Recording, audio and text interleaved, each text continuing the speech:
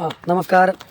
ഞാൻ കഴിഞ്ഞിടക്ക് ഒരു ഇൻഡെക്സ് ഫണ്ടിൽ ഇൻവെസ്റ്റ് ചെയ്യുന്നതിനെ കുറിച്ചും എന്താ പറയുക 40 വയസ്സിൽ എങ്ങനെ പണിയെടുക്കാതെ ജീവിക്കാം എന്ന് ഒരാൾ ഇരുന്ന് വിശദീകരിക്കുന്നതിൻ്റെ ഒരു ഷോട്ട് ഇട്ടിരുന്നു. അതിന് ഞാനൊരു സ്റ്റിച്ചും ചെയ്തിരുന്നു. ഒരു കോമഡി പോലെ, ഒരു പട്ടാളം പുരുഷു എന്ന് പറഞ്ഞൊരു കോമഡി ഇങ്ങനെ ചെയ്തിരുന്നു. അപ്പോൾ അതിനൊരു അഭിപ്രായം വന്നിരിക്കുന്നു, അത് ഇൻഡെക്സ് ഫണ്ടിൽ അങ്ങനെ ചെയ്ത് കഴിഞ്ഞാൽ അത് കാൽക്കുലേഷനിൽ ശരിയല്ലേ ആ പറയുന്നത് എന്ന്.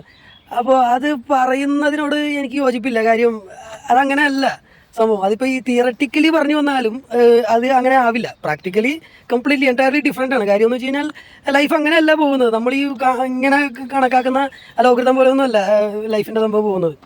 കുറേയൊക്കെ ഡിസിപ്ലിൻ ആക്കാം എന്ന് മാത്രമേ ഉള്ളൂ നമുക്ക് ലൈഫിൽ, ഫിനാൻഷ്യലി ആയാലും. പക്ഷേ ഫിനാൻഷ്യലി അൺഎക്സ്പെക്റ്റഡ് ഹിറ്റ്സ് ഒക്കെ ഉണ്ടാകും.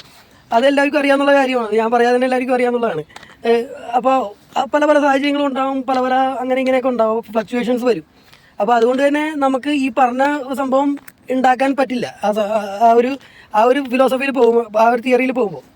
ഇനി തിയററ്റിക്കലി പറഞ്ഞു വന്നാൽ പോലും, ഇനി ഇൻഡെക്സ് ഫണ്ടിൻ്റെ കാര്യം പറഞ്ഞു വന്നാൽ, ഇൻഡെക്സ് ഫണ്ടിൽ നിന്ന് കിട്ടുന്ന റിട്ടേൺസ് എന്നൊക്കെ പറഞ്ഞാൽ അതിനും ഗ്യാരണ്ടി ഇല്ല. അതിപ്പോൾ പറയുന്ന റേറ്റ്സ് എന്നൊക്കെ പറയുന്നത് അതായത് അവർ ഓഫർ ചെയ്യുന്ന റേറ്റാണ്. അല്ലാണ്ട് നമുക്ക് അതിനകത്ത് ഫ്ലക്ച്വേഷൻസ് വരും. അത് മ്യൂച്വൽ ഫണ്ട്സിൽ നിന്നാണ് ഇത് കിട്ടുന്നത്. അപ്പോൾ മ്യൂച്വൽ ഫണ്ട്സ് അതിൻ്റെ ഷെയർസ് ഫ്ലക്ച്വേഷൻ വരുമ്പോഴത്തേക്കും ഇതിൻ്റെ റിട്ടേൺസിൽ ഫ്ലക്ച്വേഷൻ വരും. ഇത് പറഞ്ഞു കഴിയുമ്പോൾ പിന്നെ ഇൻവെസ്റ്റേഴ്സ് അത് ഇൻവെസ്റ്റ് ചെയ്ത് കഴിയുമ്പോൾ പിന്നെ നമ്മളത് നോക്കുന്നില്ല. അത് അവിടെ നിന്ന് കാര്യം വെച്ച് കഴിഞ്ഞാൽ ഇൻഡെക്സ് ഫണ്ടിൽ കുറച്ച് ഗ്യാരണ്ടി ഉണ്ട്. കാര്യം മ്യൂച്വൽ ഫണ്ടിൽ നമ്മൾ ഇപ്പോഴും കയറി നമ്മൾ ആക്റ്റീവായിട്ട് ചെയ്താൽ മാത്രമേ മ്യൂച്വൽ ഫണ്ടിൻ്റെ ആ ഗ്രോത്ത് വരുള്ളൂ. അല്ലെങ്കിൽ വലിയ ഹിറ്റ് നമുക്ക് കിട്ടും. അത് മ്യൂച്വൽ ഫണ്ട്സ് ചെയ്യുന്നവർക്ക് അറിയാം.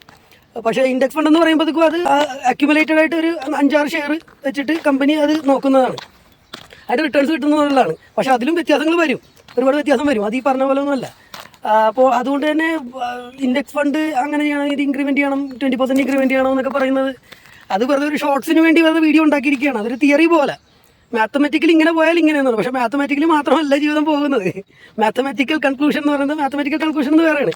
ജീവിതത്തിൽ പല വേരിയബിൾസ് ഉണ്ട്. അപ്പോൾ അതുകൊണ്ട് അത് ഫിനാൻസിലും ഉണ്ട്, എല്ലാത്തിലും ഉണ്ട്. അത് ആൾക്കാരെ അത് ഡീപ്പായിട്ട് മനസ്സിലാക്കാത്തതുകൊണ്ടിട്ടാണ്. അത് മനസ്സിലാക്കി കഴിയുമ്പോൾ ആൾക്കാർക്ക് മനസ്സിലാവും. ഞാനിത് ചെയ്യാനുള്ള കാര്യം, വീഡിയോ ചെയ്യാനുള്ള കാര്യവും ആൾക്കാർ ഫിനാൻസ് ആയാലും അങ്ങനെയാണ് കാൽക്കുലേറ്റ് ചെയ്യുന്ന ആൾക്കാർ. ഇങ്ങനെ പോയാലും ഇങ്ങനെ പോയാലും ഇങ്ങനെ എന്നൊക്കെ പറഞ്ഞ്.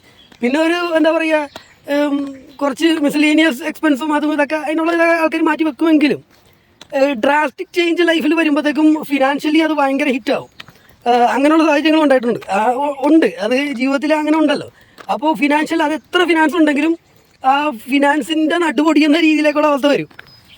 അപ്പോൾ ആ സമയത്ത് നമുക്ക് ഈ നമ്മൾ ഈ അസറ്റ് എന്ന് വിചാരിക്കുന്ന സംഭവം ലൈബിലിറ്റി ആയി മാറും നമുക്ക്. അപ്പോൾ അതിന് വേറൊരു അസറ്റാണ് നമ്മൾ നോക്കേണ്ടത്. അത് ഇങ്ങനെയുള്ള അസറ്റല്ല നോക്കേണ്ടത്. ഇത് ഇങ്ങനെ ഇൻവെസ്റ്റ് ചെയ്താൽ അത് നടക്കില്ല. അതിന് വേറെ ഇൻവെസ്റ്റ്മെൻറ്റ് പാറ്റേൺസ് ഉണ്ട്, ഇൻവെസ്റ്റ്മെൻറ്റ് പ്ലാനുകളുണ്ട്.